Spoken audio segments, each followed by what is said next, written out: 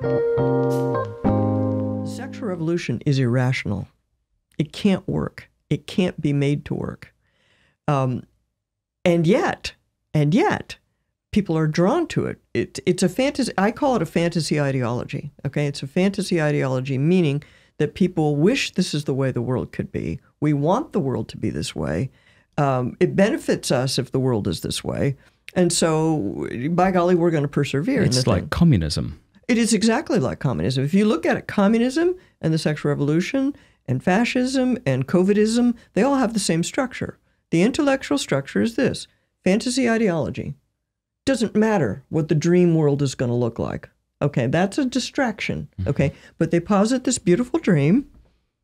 Just don't take into account human beings and their nature. Well, changing human nature is always part of a totalitarian ideology. That is always at risk. They all totalitarian guys and gals want to change human nature. That's what they're against, right? But anyway, so you have this dream, you have this fantasy that you want to have happen. It can't happen, but in order to make it look like it's happening, you need a lot of power, you need a lot of propaganda, and you need a scapegoat. Because in spite of the power and the propaganda, you won't make it work. You can't make it work. Every step you take takes you farther from reality, right? So then you got to have somebody to blame when the whole thing tanks. Oh my gosh, you're blowing my mind. This is so obviously the case. Keep going, sorry. Okay, well, there it is. Keep going. That's it. Okay. Explicate it more. Dig in. Okay, so what's irrational about the sexual revolution is the following, okay? Sexual revolution, short version, there's a long version, but the short version is anybody can do anything they want sexually and nothing bad will happen. Ever, to anyone. Not to you, not to anyone around you. Okay, that's all going to be great. Now, no human culture in the whole history of the human race has ever done such a thing or even attempted such a thing, but there you go. Doesn't it sound great? Sounds great. Sounds great. And have my pleasure without my sacrifice. That's it. No sacrifice. And of course, in order to make that work, you got to do something about the pesky babies, right? So the sub parts of that are the contraceptive ideology, which says we must separate sex from babies. Okay, then the next part of it is we must separate sex and babies from marriage because we don't want to impose on adults the responsibility of a lifelong commitment to your child's other parent. That's too much. That's obviously, off the table if we're saying that you can do anything you want and nothing bad will ever happen, right? So the kids are resilient. That's the way we get around that, right? Assuming they ever got born in the first place, the kids are so resilient, they don't care if you bring home a new boyfriend. They don't care. In fact, it might be good for them.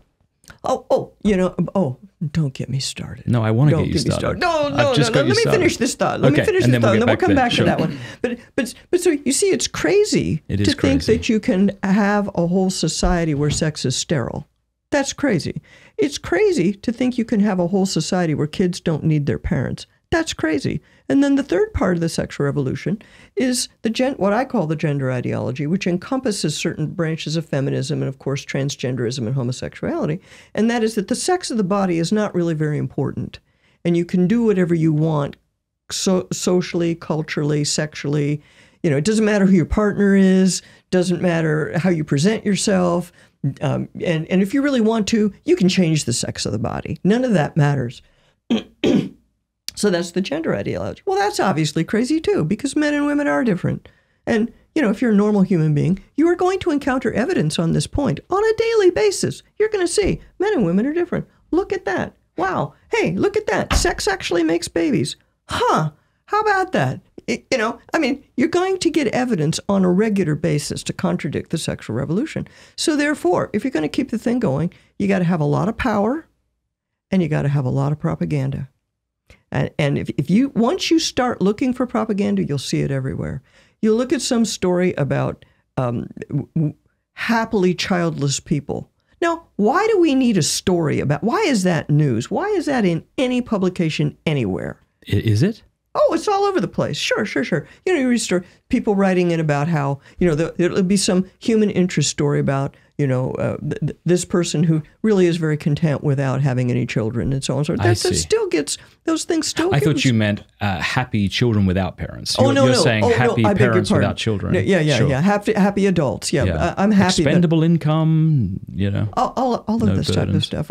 And periodically you'll see people talking about open marriage. You still see people talking about open marriage. Will Smith and his person he pimps out, or pimps out's the wrong word, I shouldn't say that. Allows to be. All these things have been disproven multiple times that they don't work, but they still keep popping them up, right? And why are they doing that? To keep the whole intellectual structure alive, that it's really okay, And the biggest problem, Matt, it's those dang Christians. See, the taboos, that's the problem. We got to get rid of the taboos. The taboos are harmful. They're the problem. Reality is the problem. That's it. That's it. Hey, thanks so much for watching. Please be sure to like and subscribe and leave a comment below letting us know what you thought about the video.